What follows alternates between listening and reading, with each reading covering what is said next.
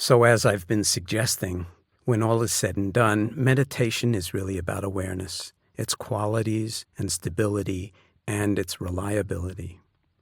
It's about bare attention, discernment, clear seeing, and thus wisdom, where wisdom means knowing the actuality of things rather than being caught in your own misperceptions, misapprehensions.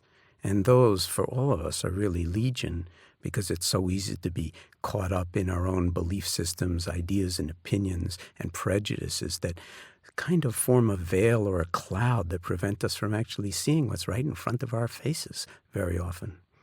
And of course, many times we leave it to our family members to actually tell us those kinds of things, and then we don't believe it anyway. So, as I said, it's about bare attention, discernment, clear seeing, and wisdom. And at the same time, it's also about an affectionate quality in the attention, an openness, a kindness, an attention that is actually caring. And that is actually a manifestation, I would say, of our heart's intrinsic compassion. Not something, again, that we have to get, something that we might realize that we already, I won't even say have, that we already are. When I talk about clear seeing, that makes it sound like it's limited to one sense. But seeing in this case represents all the senses, since it's only through our senses that we can be aware of and therefore know anything at all. But from the meditative perspective, especially in Buddhism, but also in science, there's a deep realization that there are actually more than five senses. And Buddhism includes mind as a sixth sense. And by mind, they don't mean thinking. They don't mean just the thinking mind. They mean the mind that is closer to awareness itself, that capacity of mind that knows non-conceptually, that knows where you are right now. You don't have to think about where you are right now. Most of the time, you just know where you are, and you know what's come before, and you know what's going to happen. You have a sense of orientation in time. You have a sense of orientation in space. We don't think about it at all, but there's an awful lot that we take for granted that we actually know in very deep ways. And so that's what's being pointed to here when we talk about mind as a sixth sense. So clear seeing can also mean clear hearing, clear smelling, clear tasting, clear touching, and clear knowing, which would include knowing what's on your mind, and therefore thinking, and knowing your emotional state, and therefore feeling what you're feeling, whether it be, say, fear or anger, sadness, frustration, irritation, impatience, annoyance, whatever. In a parallel unfolding, as I was suggesting, neuroscience also recognizes that there are more than simply the five most recognized senses, and that we have other really remarkable senses that are absolutely critical to our lives and well-being, one of which is called proprioception. Proprio just means self. Okay, that means the apprehension or perception of oneself. It's actually the sense of knowing and feeling the body's position in space, both statically and in motion. And that sense, although it's very, very rare, can be lost with a certain kind of neurological damage. And then your body just doesn't work, even though it's all the same. And I wrote up a case that Oliver Sacks talks about in one of his books, where the woman in question actually lost proprioception. It's a staggering revelation to how little we pay attention to that kind of a sense in our lives and in our bodies. And there's another sense of this kind too, which is called interoception, the sense of knowing how your body's feeling in general, the sense of the felt sense, so to speak, of what is actually unfolding. Again, it's not about thinking. It's an internal, embodied feeling that the neuroscientist Antonio Damasio writes about in his books. So that being said, actually there's a lot to be aware of when it comes to our living experience, both outwardly in what you could call the world and inwardly in what you might call the interior world of our being. Since awareness, amazingly enough, can hold it all, both the inner landscapes and the outer landscapes of our experience, there's no fundamental separation between inner and outer, the knower and what's being known. You could say the subject and the object, or even no separation between being and doing. There only seems to be, and there really does seem to be, but that seeming is such a powerful aspect of our experience, especially when we're not paying attention to it in the present moment in a non-reactive, non-judgmental way through mindfulness, that it obscures the underlying unity, which is that there is mysteriously just the seeing, just the hearing, the smelling, the tasting, the touching, the feeling, the knowing, or you could say just awarenessing. Think about that for a moment.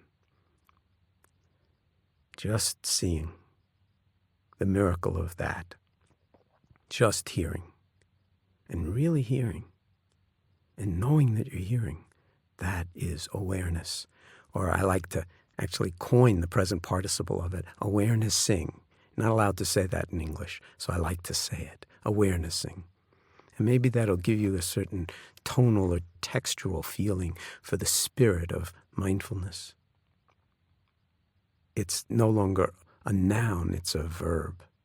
And it has a whole dynamics to it by being a verb that is very, very important to this whole domain of looking into who we are as human beings and being able to function in a very, very stressful and sometimes you could say even highly disordered, chaotic, diseased, and sometimes, frankly, insane world.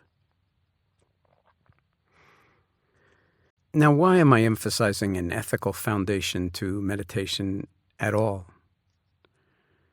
Well, it's really, as I've been suggesting, because the mind can wind up embroiled in very unhealthy states of mind and easily in some way get caught up in what might be most appropriately described as delusion, although we wouldn't see it that way. And when we are driven by a kind of preoccupation with ourselves, in the smallest sense of the word, those personal pronouns I, me, and mine, my life, my ambition, my career, my needs, I, me, mine, a kind of creation or generation of the self-centered orientation towards life, it can actually cause huge amounts of harm to yourself and, of course, to others when your needs are in conflict with other people's needs. And just think about nations that get into that kind of thing, or politicians, or on any level that you want to look at it. When you fall into a certain kind of smallness in the way you identify yourself, then the danger is that you can do a huge amount of harm. So when we say that one of the core motivations here and the core foundation of meditation practice and mindfulness practice is non-harming, that allows us to actually take an entirely different perspective on how we're going to live our lives and even what our deep needs may be. Our deep needs may be very, very different from what we think our deep needs are, or our desperate longings, or our strong feelings that I've got to have this. My life just will not be complete unless this happens or unless that doesn't happen. So we can become prisoners of our own likes and dislikes, our own ideas and opinions, our own impulses and perceptions.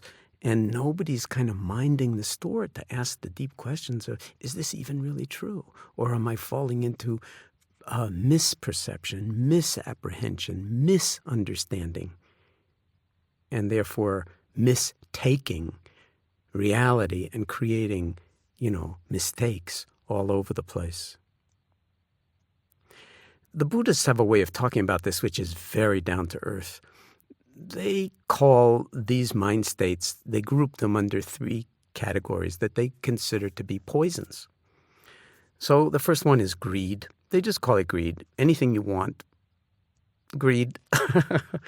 That's a little bit on the strong side, but when you come right down to it, it's not so bad. Yeah. I mean, we're grasping at things all the time that we feel incomplete. And if we just get this, then we'll feel complete until we feel incomplete again. And then we grasp a little bit more until we, get the next thing. And that's a never-ending treadmill. We all recognize it, but we all sort of see it better in other people than we do in ourselves.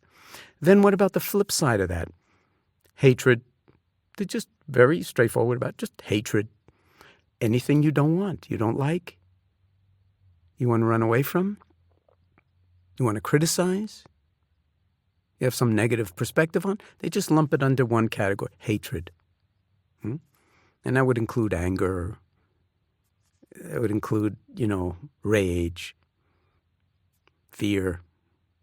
And then there's the third one, delusion, as we've been talking about, or illusion, which is like the exact opposite of wisdom, not seeing the real connections between things, not knowing what's actually going on, but living in your own little storyline and what's going on. And then it becomes, very often, we've all experienced this, a self-fulfilling prophecy so that you can marshal, any evidence you want for whatever it is that your story is and make it true. Only, that's delusion.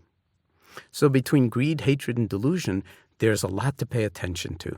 There's a lot to be aware of right here, close to home. You don't have to be criticizing anybody else, and you don't have to criticize yourself. The whole point of mindfulness is to just see this play of mind and body, and then begin to realize that the you that's seeing it has infinite potential, and you have no idea who this you is. We call it awareness. Pure and simple is awareness. And then we just ignore it, disregard it, devalue it. And that is a huge tragedy. So there's actually a lot to be aware of, and that's why mindfulness packs so much power, so much transformative power, so much healing power, so much capacity for orienting us and helping us to grow into ourselves across the entire lifespan, no matter what your age is when you come to this program or when you first hear the word mindfulness and decide, I don't know why, but I feel some strong attraction to paying attention in the present moment non-judgmentally to the promise of this, because basically it's the promise of getting your life back, of giving your life back to yourself.